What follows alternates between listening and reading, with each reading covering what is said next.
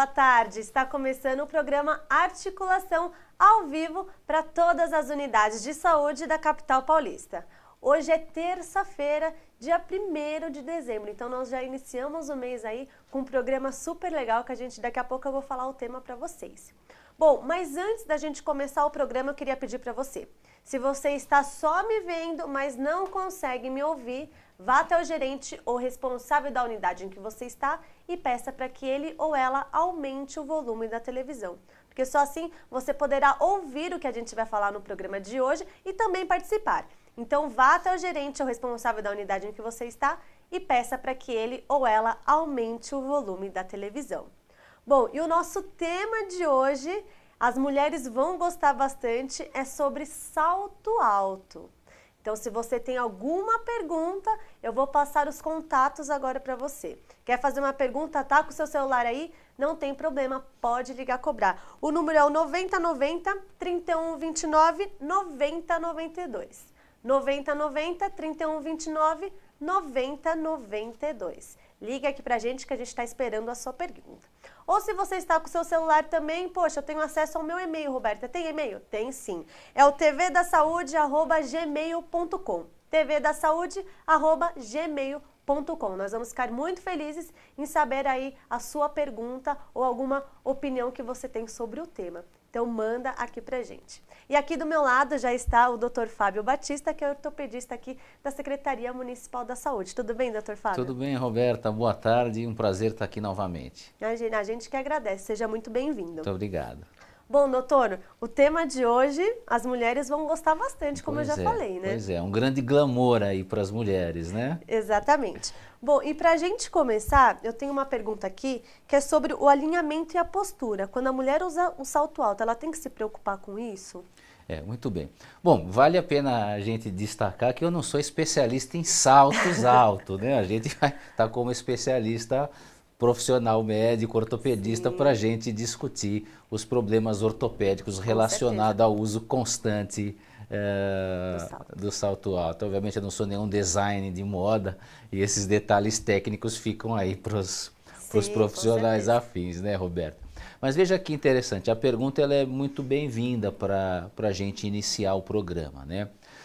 O salto alto, na verdade, ele afeta sim o alinhamento e a postura. Por quê? Com a elevação dos calcanhares, né, a sustentação do corpo, ela fica sem a participação dos calcanhares na sua sustentação. Com isso, há um deslocamento do centro de gravidade para a região anterior, um deslocamento anterior. Né? Lembrando que o centro de gravidade do nosso corpo localiza-se aproximadamente na região lombar. Né? E com essa mudança, com essa inclinação proporcionada pelo salto alto, existe essa anteriorização do centro de gravidade. Com isso, a coluna lombar tenta compensar esta modificação deste alinhamento, né? Proporcionando o quê? Uma acentuação da sua curva lombar. Então, a lombar ela tem uma curva normal, fisiológica, que a gente fala, que é a lordose lombar. Com esta mudança do centro de gravidade, para que a pessoa não se desequilibre, ela então, o organismo é esperto, né? Os mecanismos cerebrais acomodam ali aquela região da coluna cervical, lombar, aumentando a sua lordose, para equilibrar um pouco mais o corpo. E a bacia também faz uma discreta rotação junto com a coluna lombar, para tentar equilibrar este alinhamento. Então existem essas mudanças. É o famoso bumbum empinado, né? Essas acomodações que o salto alto ele acaba proporcionando nas mulheres. Né? Doutora, eu já ouvi falar algumas pessoas até me relatarem, amigas, né? Que, por exemplo, em alguns momentos elas sentem estralar essa região da bacia. Isso é perigoso? Eu acho que, na verdade, o que acontece? Tem pessoas que usam salto direto, né? Direto, constante, e com o passar do tempo, veja, existe essa modificação biomecânica do corpo. Né? A região da coluna lombar, a contratura da musculatura glútea, né? Da região das nádegas, as contraturas das musculaturas das pernas, elas vão sendo alteradas com o uso continuado de saltos, né? Lembrando que tem saltos que ultrapassam 15 centímetros, né? Então veja que realmente existe uma retirada da posição mais fisiológica do nosso organismo, né? Do nosso aparelho locomotor. Com tudo isso, o sistema ele vai sofrendo sobrecargas. Então é normal sentir essas dores lombares, cansaços, dores nas pernas, né? Existem encurtamentos da musculatura da panturrilha, né? Que podem, obviamente, trazer bastante desconforto aí na qualidade funcional e qualidade de vida dessas mulheres que usam constantemente, né? Embora seja realmente um objeto de desejo, né? Feminino, é realmente muito bonito, é um grande glamour para a mulher. O uso continuado, persistentemente, não deixa de trazer repercussões ortopédicas que vale a pena a gente considerar e aqui, né? A nossa marcha, né, o caminhar, ele pode ser afetado? A marcha também afeta, veja que essas mudanças também afetam, né? Porque além dos encurtamentos e desta mudança do centro de gravidade, né, existe uma diminuição da velocidade dessa marcha, né? O tempo para a passada, ele aumenta, né? Tem estudos no departamento de ortopedia da Unifesp, né, por uma colega da nossa equipe, demonstrando que existem, por exemplo, comparou-se, né, através de um equipamento baropodômetro, né, que é como se ele fizesse a impressão digital dos nossos pés, né, em pessoas caminhando e registrando essas impressões sem salto e com vários tamanhos de salto, né, propriamente 3, 6 e 9,6 centímetros de salto. E observou-se que para aquelas mulheres que usavam o salto de 3 centímetros comparadas com aquelas de 9,6, houve um aumento de 2 décimos de segundo no passo, né, no tempo para passada. Então a velocidade do passo ela fica menor, né? Um fato, lembrando desse trabalho, né, um fato interessante, é que ela conseguiu demonstrar nesse trabalho que existem as pressões no antepé, ou na porção da frente do pé, a pressão geral ela é basicamente a mesma, independente do tamanho do salto. O que ela conseguiu demonstrar para a gente é que o que acontece conforme vai aumentando o salto é uma grande concentração de pressão e de forças no grande dedo, no dedão, vamos dizer assim, e no segundo dedo, no dedo vizinho, né? E talvez essas sejam as causas possíveis de grande desconforto na região do antepé, né? Da parte da frente do pé. Sim. As dores, os cansaços, né? Sem esquecer que conforme a gente vai aumentando os saltos, né, a gente vai também gerando uma certa instabilidade, né? Aqueles saltos agulhas, que são saltos assim bastante vislumbrados pelas mulheres, né? A gente são grandes vilões para esse tipo de problema, né? Tem uma grande instabilidade, o que faz com que a mulher fica sob o risco de ter entorses de tornozelo, que podem chegar a quedas e eventualmente lesões bastante significativas, né? Então, tanto a velocidade, né, o tempo aumentado do passo, a velocidade diminuída da marcha e os riscos de pequenos entorses, pequenos ou grandes, né, que podem proporcionar lesões bastante significativas, né, por causa da instabilidade do pé naquela posição, num instrumento, né, num calçado desse tipo, né. E você me fez lembrar uma coisa que acontece comigo às vezes. Eu sou baixinha, doutor, então quando eu vou sair eu coloco saltos grandes aí. E aí o que o senhor falou, eu me identifiquei, que é onde o nosso dedão e os nossos dedos a gente pressiona mais para a gente segurar. Pressiona bastante, né? Bastante. E o que acontece? Em alguns saltos que eu tenho, que são bem altos, o meu joelho, ele não fica, a hora que eu vou andar, ele fica meio dobrado, ele não consegue esticar. Por que isso acontece? Veja, por causa disso que a gente falou até agora, dessa modificação da biomecânica corporal, né? Existe uma modificação no alinhamento e da postura da pessoa. E as estruturas osteomusculares e músculos tendíneos, elas acabam trabalhando numa condição de sobrecarga, né? Ou numa condição menos fisiológica do que o calçado reto, vamos dizer assim. Né? Então é normal as pessoas se queixarem de dor nos pés, de dor nas pernas, de cansaço, de dor no joelho, de dor nas costas, né? Mas isso tem muito relacionado ao uso continuado, né? O uso continuado.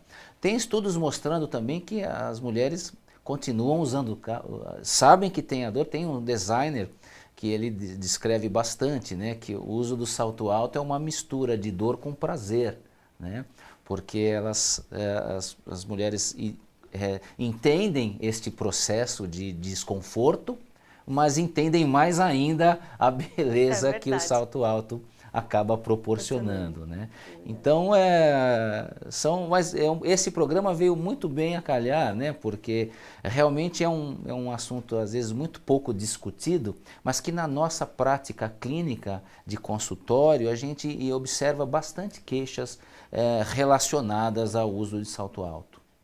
Doutor, e as quedas? Elas são mais frequentes quando as mulheres usam salto alto? Seguramente, né? Gera uma instabilidade muito grande. A posição do pé e a instabilidade do calçado, quase que apoiado em pontos, né?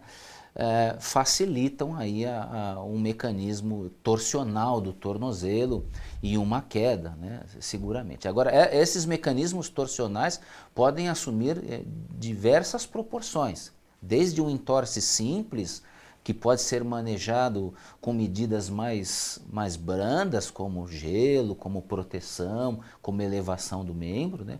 Até entorses bastante significativos, chegando a lesões ligamentares complexas e até fraturas associadas, né, na região do tornozelo. Sem contar que se esse entorse for seguido de queda, você pode ter, além da lesão no tornozelo e no pé, você ter lesões à distância, como por exemplo uma lesão nas mãos na tentativa de aparar a queda, né? Então veja que isso realmente pode assumir proporções bastante diversificadas e complexas. Com certeza. Então, escute o doutor essas dicas porque são importantes. São né? importantíssimas, né? Isso faz parte do nosso dia a dia, né? A gente vê, né, realmente nas festas, né, nos encontros sociais, durante o trabalho, realmente o salto alto acaba fazendo parte da vida das mulheres e obviamente a gente, enquanto profissional de saúde, precisa alertar sobre alguns problemas ortopédicos que podem estar associados a essa prática bastante usual. Com certeza. Bom, antes da gente fazer a próxima pergunta, eu queria falar com você novamente. Tá gostando do tema do programa de hoje? Você, mulher que está aí na unidade de saúde, ou você também, marido, que quer saber alguma coisa, já aconteceu com a sua mulher, quer relatar aqui pra gente? Então, manda a sua pergunta. O telefone é o 9090 3129 9092. Pode ligar, cobrar, a gente quer que você participe. Então, é o 9090 3129 9092. Ou se você quiser mandar a sua pergunta por e-mail, você também pode. É o tvdasaude@gmail.com. tvdasaude@gmail.com. Faça a sua pergunta que a gente está esperando. Bom, doutor, e agora para a gente continuar esse tema, que eu estou super empolgada aqui, e as bolhas, né? Às vezes a gente usa um sapato, aí eu não sei se é o sapato que não está fazendo bem pra gente, acaba formando aquelas bolhas, ou se é pelo excessivo de tanto que a gente usa. Exato, né? Isso também é uma boa questão, porque as bolhas são situações clínicas extremamente comuns para nós que enfrentamos este cenário, né, de medicina e cirurgia do tornozelo e pé, né? Na grande maioria das vezes, as bolhas estão relacionadas ou à pressão excessiva na região ou ao aumento do atrito da pele com as estruturas do sapato. Ou um sapato muito apertado, ou o atrito em costuras, em detalhes, em saliências que possam favorecer algum tipo de pressão local, né? E é uma situação bastante frequente e que é bastante objeto de muitas visitas ao consultório especializado para a gente discutir isso, né? Mas a pressão excessiva e o atrito, na grande maioria das vezes, contemplam as causas dessa situação, né?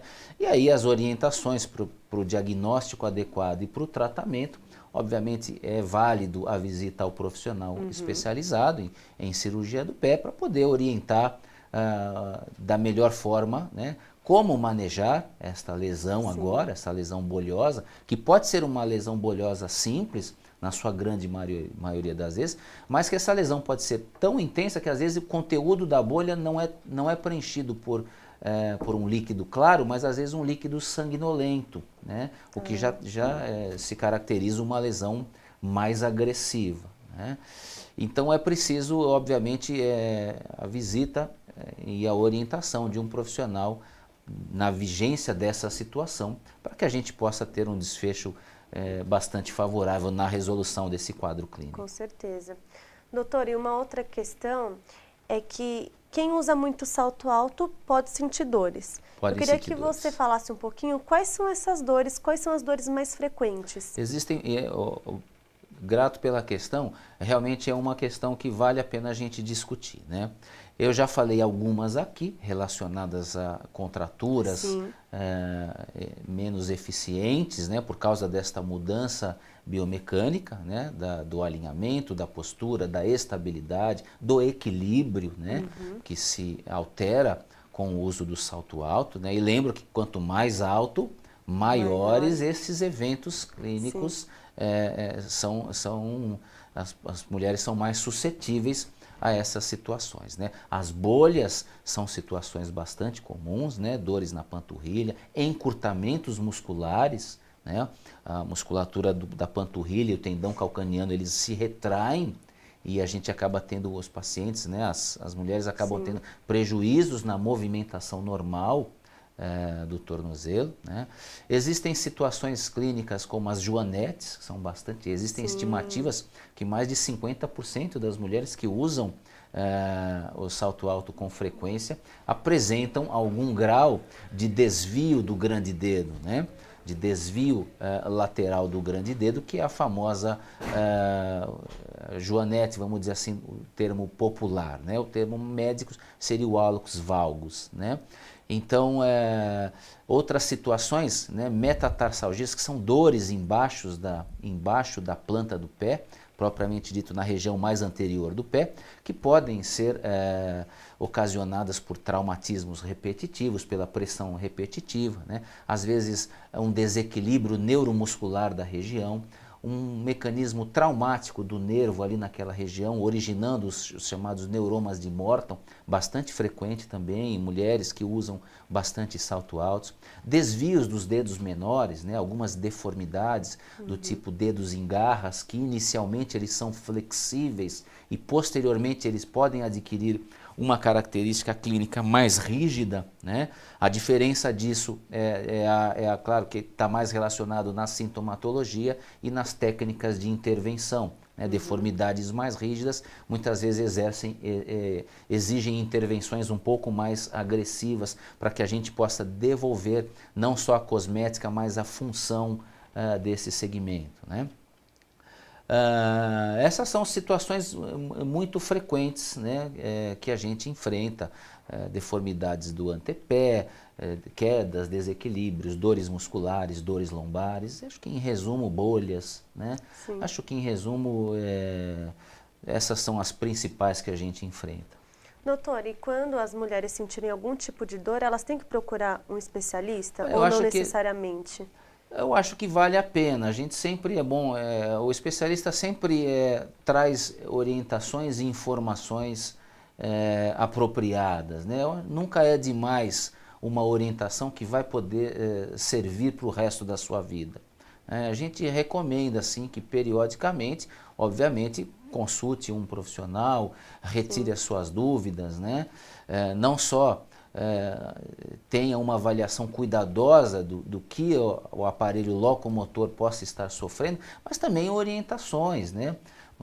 Técnicas às vezes simples de massageamento do pé, das panturrilhas, orientações como rodízio de calçados, né?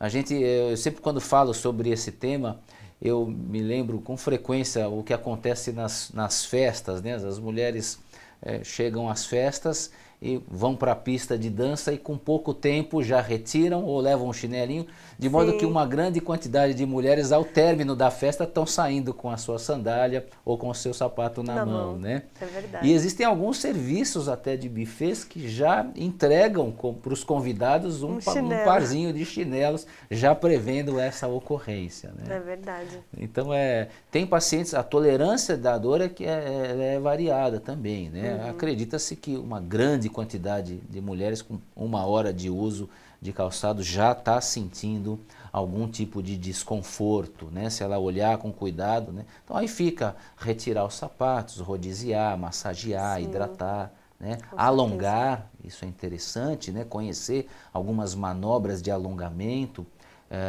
do tecido músculo-tendíneo para aliviar e favorecer algum tipo de conforto, né? Com certeza. E doutor, chegou uma pergunta aqui pra gente, lá do Ama Boracéia, da Gabriela Pérez. Ela pergunta assim: ouvi falar que é bom usar um salto baixinho. Faz bem para a coluna? Obrigada, Gabriela. Veja, se a gente pode dizer que os saltos de 3 a 15 centímetros, todos eles apresentam algum grau de prejuízo, vamos dizer assim, né? Porque ao longo do tempo existem todas essas modificações mecânicas que a gente já discutiu aqui. É claro que os saltos maiores, eles exigem mais, né? Existem outros estudos, por sua vez, dizendo que saltos de até 3 centímetros não trariam grandes prejuízos, né? Então, fica aí essa como referência, né? Mas assim, cada vez que vai aumentando, os prejuízos eles vão sendo crescentes, né? Existem tipos de salto, por exemplo, do tipo Anabela, por exemplo, que também trazem prejuízos, mas do ponto de vista de estabilidade, ele é um pouco mais estável do que se a gente for considerar um salto agulha ou um salto, né, quadrado, mas ainda que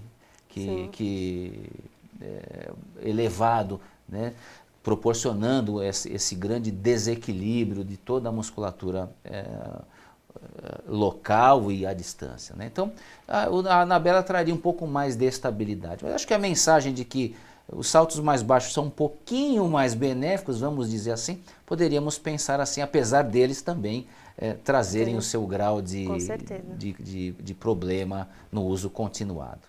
Então não existe, Gabriela, um salto que não vai... Que não vai trazer nenhum problema, não, né? Se a gente for olhar para os pés, né, na verdade, a gente observa, né, que a ponta do pé ela é mais larga que o calcanhar. E o que acontece muitas vezes? Além de colocar a posição do pé numa condição inclinada, lembrando que a planta do pé ela deveria suportar o peso do corpo de forma homogênea. Sim. A carga corpórea ela deve ser distribuída por toda a superfície plantar. Quando a gente inclina, a gente, como eu disse anteriormente, concentra grandes pressões na região anterior do pé, sobretudo nos 2 primeiros raios que a gente fala, o grande dedo e o dedo vizinho, né? Então, vejam, né, são situações muito comuns, né, que a gente tem que estar aí para orientar. Doutor, eu vou trazer uma outra situação para você. A minha mãe, ela sempre gostou de usar alto. Como eu disse, eu sou baixinha, minha mãe também é. Só que ela me disse uma coisa assim: quando eu não uso salto, eu sinto um pouco de tontura. Então, mesmo em casa, às vezes ela ficava com um sapatinho baixo, porque ela se sentia melhor e porque ela não sentia dor no calcanhar. No calcanhar. Olha, ela poderia ter uma situação associada, né? Existem quadros de dor no calcanhar, que é a calcaneodínia, né? Uma das causas bastante comum é fascite plantar, que é uma dor por encurtamento e inflamação na origem da fáscia plantar, que é uma estrutura anatômica que inicia na região plantar, da planta do pé do calcanhar. Ela poderia ter uma associação desse quadro. E, obviamente, quando ela alivia o calcanhar, ela melhoraria ali a região por menos pressão, né? Poderíamos pensar assim, obviamente não dá para dizer com segurança, precisaria avaliar com mais cuidado, né? Uma outra coisa que eu lembrei, eu até havia me fugido do pensamento, quando eu estava falando que a parte anterior do pé é mais larga. Sim. Então, além da modificação do pé, né, os sapatos de bico fino, né, o que acontece? A gente tenta colocar uma região anterior do pé bastante larga dentro de um compartimento do calçado extremamente estrangulado. Isso estrangula mesmo a região anterior do pé, né? A gente sabe que essas joanetes, né, uma das causas, a causa externa mais comum associada, né, existem causas de hálux valgus joanete, existem mecanismos internos que a gente diz. Sim. E causas externas. A causa externa mais comum é obviamente que a constrição dos dedos num compartimento de calçado dessa forma, né? Então veja, a elegância, a beleza também pode trazer prejuízos ortopédicos aí bastante significativos, né? Com certeza. Doutor, e uma última pergunta para a gente finalizar, que eu acho bem interessante, são as crianças, que a gente vê cada vez mais 10, 9 anos querendo usar salto já. Isso é perigoso, não pode? Exato. Como é que deve ser orientado? Eu acho que a gente não recomenda, né? Eu vejo aqui duas grandes situações, né? A criança, ela precisa ser criança. Lembrar que a criança não é um adulto em miniatura, ela precisa ser criança e continuar sendo criança, este é um raciocínio. Sim. E o outro é realmente que o uso do ponto de vista ortopédico acaba sendo prejudicial também, né? No crescimento, no alinhamento, na postura. Então a gente efetivamente não recomenda o uso de salto alto para as crianças. Você disse uma situação bem específica e eu gostaria também de trazer uma outra, que são os sapatos desse tipo para pacientes diabéticos ou outras situações clínicas, sim, por exemplo, que levam ao comprometimento da sensibilidade no pé, como por exemplo hanseníase, como por exemplo uma lesão traumática do nervo, né? E outras situações, né? Nós também não recomendamos, porque esses pacientes perdem a sensibilidade e acabam ficando vulneráveis a lesões, feridas, úlceras, que se infectam e levam esse doente à amputação de extremidade, né? Então lembrando que os diabéticos, sobretudo aqueles que já têm algum tempo de doença, que já têm sinais de alterações de sensibilidade, de alterações de mecânica, de alterações cosméticas, né, com deformidades, devem receber os seus calçados sempre prescritos por um profissional especializado. Lembrando que para essas situações clínicas, os calçados são vistos como calçados terapêuticos e requerem uma prescrição apropriada, vindas de um médico assistente familiarizado com este cenário de atenção integral ao portador de pé diabético. Com certeza. Então, doutor, para a gente só finalizar, tanto as crianças como esses pacientes que têm diabetes, é aconselhável que eles não usem salto alto. Não usem salto alto, né? Os diabéticos, sobretudo aqueles com já longo tempo de doença, sim, e que já têm alterações de sensibilidade, alterações motoras, né? Eu acho que eu gostaria de deixar algumas 3 dicasinhas na hora da compra dos sapatos, né? Alguns mitos que existem, né? A gente recomenda que se vá comprar o sapato mais no final do dia, né? Porque final da tarde os pés geralmente estão um pouco mais inchados, né? E a gente então consegue adequar a numeração a essa situação, né? A outra coisa é que quando você for comprar o seu calçado, vista os 2 pés, né? Não existe uma simetria absoluta entre os 2 pés. Então não é provou o pé direito, prova também o pé esquerdo, né? Verifica se o calçado está bem ajustado, se não existem costuras ou saliências comprimindo o pé, se existe uma folga na parte anterior dos dedos, existe a necessidade de ter uma folguinha de 1,5 centímetros, porque o pé ele se movimenta dentro do calçado durante a passada, né?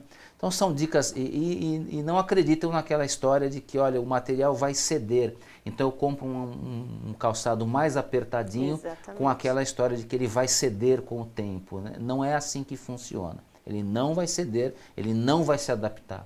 Você deve sair com o calçado da loja já em condições ideais, confortáveis e bem acomodativas para você ficar um pouco mais seguras, vamos dizer dessa forma. Com certeza. Então, você pega essas dicas que o Dr. Fábio deu aqui para você. Então, agora, quando você for comprar um sapato, você já sabe todas essas dicas, né, Exato. doutor? Espero que sirva para o resto da vida, né? Com certeza. Doutor, quero agradecer a sua participação aqui no nosso programa e a gente volta na semana que vem. Ok, foi um grande prazer estar aqui com todos vocês e até a semana que vem. Muito obrigado. Bom, gente, o programa Articulação fica por aqui, mas se você quiser rever esse programa, né, e outros que a gente apresenta aqui na programação da Rede São Paulo Saudável, basta acessar nosso YouTube. É o youtube.com/redespsaudável. youtube.com/redespsaudável. Um forte abraço para você e até a próxima.